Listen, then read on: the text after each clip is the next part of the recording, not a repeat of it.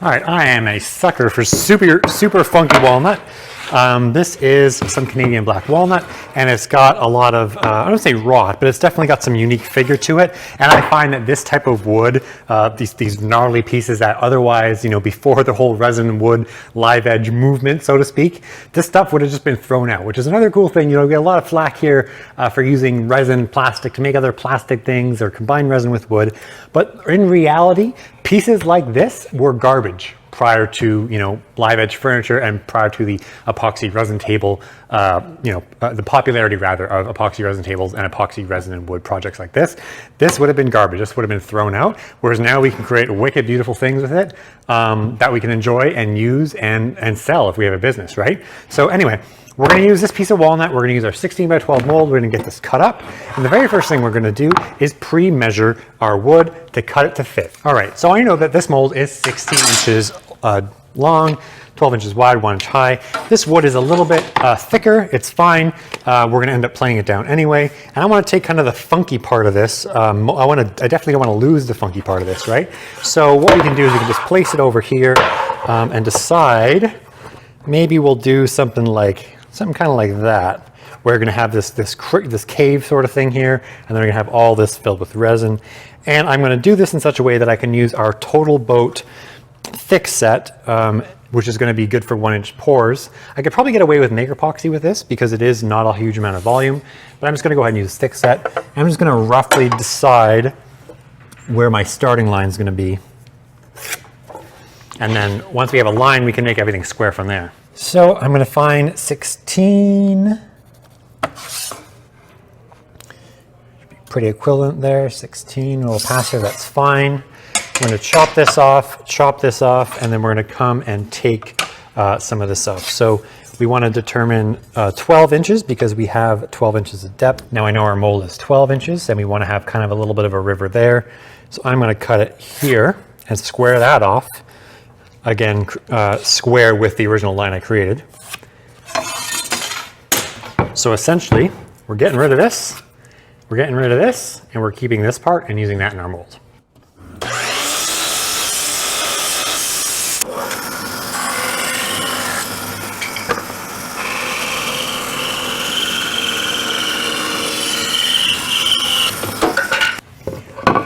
First thing we're going to do with any silicone mold, spray it with our appropriate mold release. Again, a non-silicone based spray. Do this outside or put your PPE on.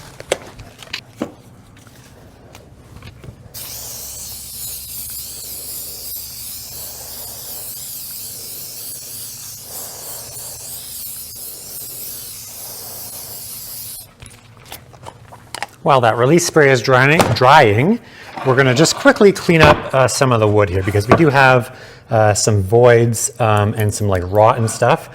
And then this part, which is like not bark, but it's a rough surface, kind of loose. So we do need to get some of that off. We're going to use our, you can use our Dremel, we can use our grinder, we can use our sander, just rough that up to make sure that the epoxy has enough to grip to.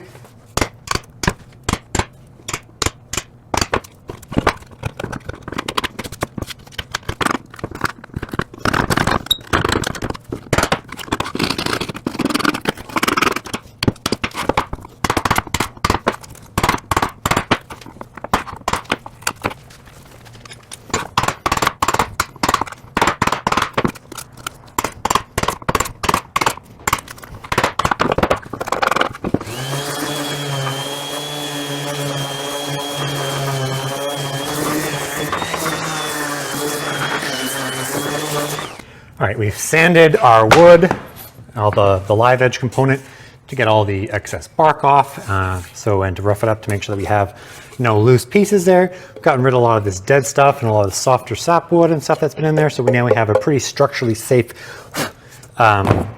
piece of wood. We've already sprayed our mold release. So we're just gonna go ahead and place that in there. You can see that's a really nice fit. We need to measure the resin. Knowing that this is a 16-inch mold, we have obviously 16-inch, an average of 3-inch. 16 times 3, so that's 48 cubic inches there. And then this one's a little bit tougher. We've got 4 by, call it 4 by 4. So we'll call it another 16 cubic inches. 64 cubic inches total. And we're going to divide that by 1.8. I'm going to just roughly say 2 because we have a little bit of air in there. And we're going to end up with 32 ounces. So I'm going to make a little bit more than 32 ounces just to make sure you have enough resin. I'm going to use Total Boat's Thickset because it is good for 1-inch pours. It's going to be good for this volume. And we're going to pick a super funky color from our black diamond pigment line to go with that. I'm going to come and put a piece of wood under here because I want to move this project after we poured it so I can use the workbench to make our next project. Otherwise, that's the only reason for the wood there. Got an appropriately sized mixing container because we need 32 ounces. You don't want a ginormous container. And you don't want anything too small. You want something you're going to be able to accurately measure this stuff in. This stuff's 3-to-1 ratio. So 3 to 1, we've got 4 parts total. We've got 32 ounces we need. 32 divided by 4 is 8. So we're going to have 8 parts, or rather 8 ounces of the hardener, the part B, and 24 ounces of the main component. We're going to grab our fun box of Black Diamond pigments. Black Diamond is a supplier of mica-based and synthetic mica pigments. I want to do something like off the wall, okay? Like really crazy. We're going to choose Vivid Orange. Yeah. Maybe it might not look good. Doesn't really matter. The whole point of this video is to show you how all this stuff works, but I think it'll actually look kind of cool. The brown and that orange really popping. I'm going to not measure this. I'm going to just put a tad bit in till it gets to the point of clarity that I want it. In general, 1/8 to 1/4 teaspoon per liter of resin is typically what you would need, but if you want to have clearer resin, you don't need as much. If you want to have really, really dense, dark colors that's not see-through at all, then you need more. So using the pigments is obviously kind of a personal preference, kind of a trial and error thing.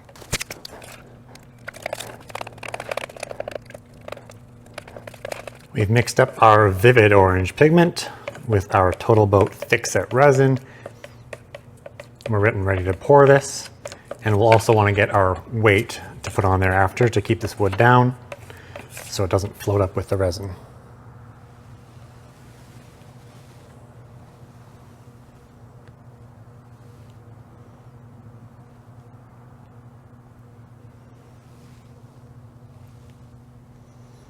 It's a pretty darn good estimate of material use. We're almost at the top there. Obviously the wood is thicker than the mold, so that's why it's sticking up, but the resin's almost at the top of the mold. Okay, we're gonna apply our hand weight there, and we're gonna move this out of the way while we let it set for the day. I'm kind of excited to finish this one. Next to no effort, right? It's right out of there. Reuse that again, and there's our beautiful board. So we're gonna go ahead and run that through the planer, level it out, and we can continue finishing it.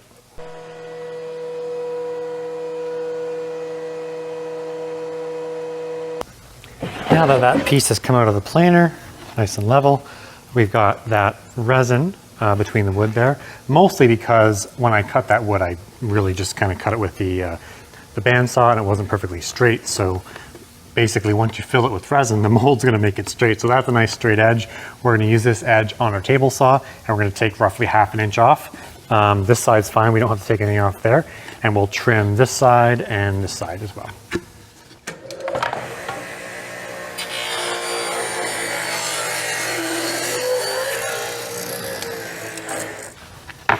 Right, we cleaned up the edge there. We took that off, which has resin and wood. We don't need that anymore, so we've got a nice straight board. We could technically just go through the router table and stand this up, but I want to get a little bit more creative. We're going to use one of our router templates. This is our round grip template, and original name, round grip, okay?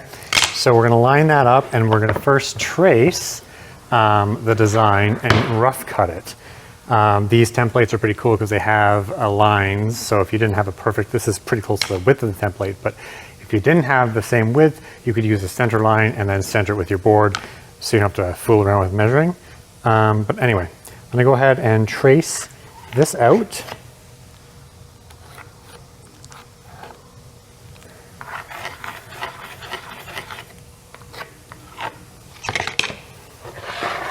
So we're going to cut all this off, and we're going to cut some of that off, and then we'll finish it up with the router table to do the actual final forming.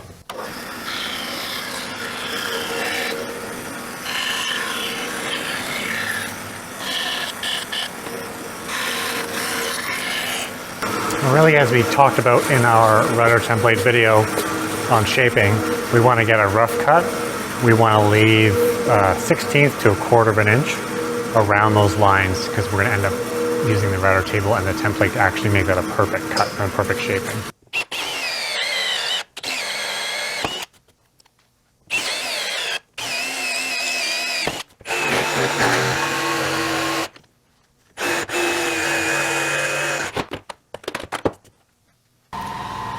So now that we've rough cut our shape onto our piece of material, we have to adhere the template to the wood to go through our router table. I do cover this in the router templates and shaping part of this video series, but if you're just watching this video and you haven't been familiar with router templates, you can buy these router templates at craftelements.com. We have a ton of different designs, like 100+ different variations of these, and we're going to attach it with either hot glue, two-sided tape, or the CA glue and masking tape method. I'm not going to go over all those, but two-sided tape is pretty obvious, right? A little bit there, stick it down.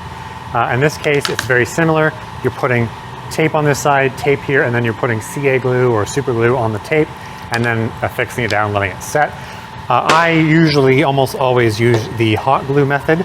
As long as you get it down quick enough and get it flat enough, it's perfectly fine. You just need to make sure you use enough of it to keep it in place, because the last thing you want is this thing coming off your wood and flying away while you're running through the router table. So if you use enough of it and you take it off right away, it's really fine. It's the quickest way I found to use these templates with these pieces. So I'm gonna let that heat up.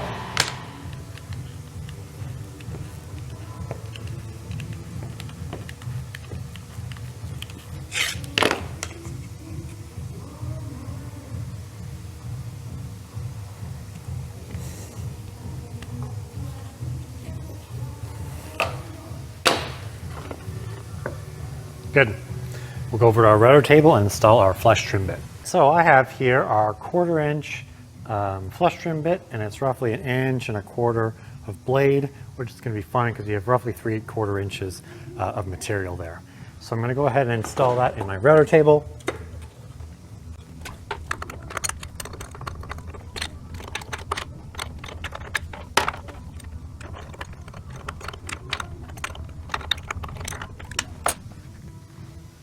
Then I'm going to adjust the height so the bearing on the top of that router bit is riding on the template, and then the blade is going to be attached or line up with the wood rather.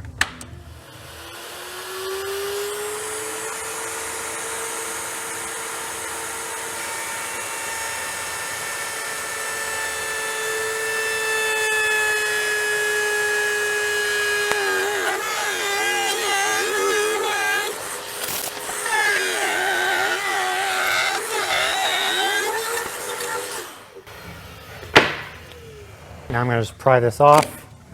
Comes off really quickly and it's pretty clean. All you need to do is then just get the rest of that hot glue off your board. Remember, you're sanding this anyway, so if you got a little bit of residue left over, it's not a big deal. You do want to get most of it off, because we're going to now run this through the router table again, but this time we're going to put a 1/4 round on it, basically a 1/4 inch round over around the entire perimeter.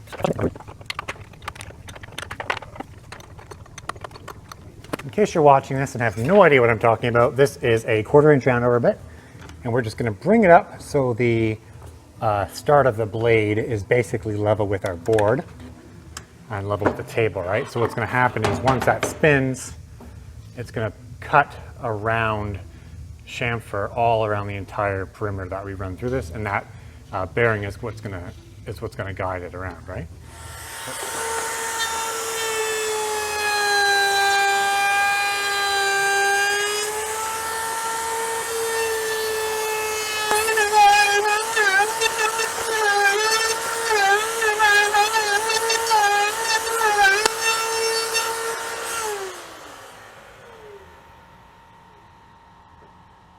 Probably goes without saying, but that's kind of the beauty of these router templates. It takes kind of the guesswork and kind of reduces the risk of mistakes when you're shaping. You know, you couldn't have cut that by hand, that perfect circle by hand, and all this by hand with a jigsaw. I mean, I certainly can't do it, right? So Using these templates, whether it's a full charcuterie board template or just a handle template like this, can really obviously up your game when it comes to shaping. So anyway, this has been planed, been routered, we've shaped it. The last thing to do is just sand this entire thing up. We're gonna go to 320, and then we're gonna hit that with a natural oil finish, and that will be done. So I'm gonna start with 80 grit. I'm gonna go to 120 or 180, depending what I have, and then we'll move to 220, 320, and then we'll be done. So since the sanding part is a really boring, tedious part, we're gonna go in a time-lapse fast forward, play some funky music, and then we'll get to the fun oiling part after that.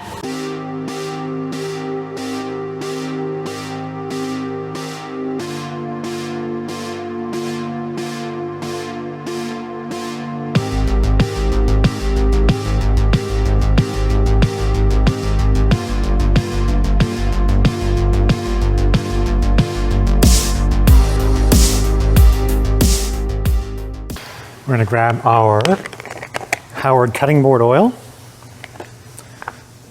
and just finish this guy off. It's a food safe mineral oil. You can see just instantly how that makes the resin and wood just incredibly glossy and shiny.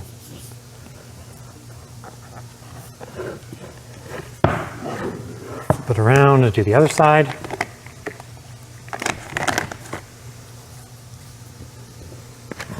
And the trick is with this stuff, you just want to leave it to absorb into the wood for 20 or 30 minutes. So we're going to leave it here on the table. I'm going to come back and wipe that all off. I really like how this one turned out. Use a lot of walnut here. I'm up in Canada, so we have quite a bit of black walnut available. But that just looks really slick with that orange fire color. So really the key is here, we're just rubbing this down and getting all the excess oil off the wood and resin. You don't want to let it sit there, because if you let it sit there for a few hours or even overnight, it'll be really hard to remove as it dries out and gets flaky. So you want to just make sure you get everything off within typically 20 or 30 minutes. And this board is officially done, ready for use or sale.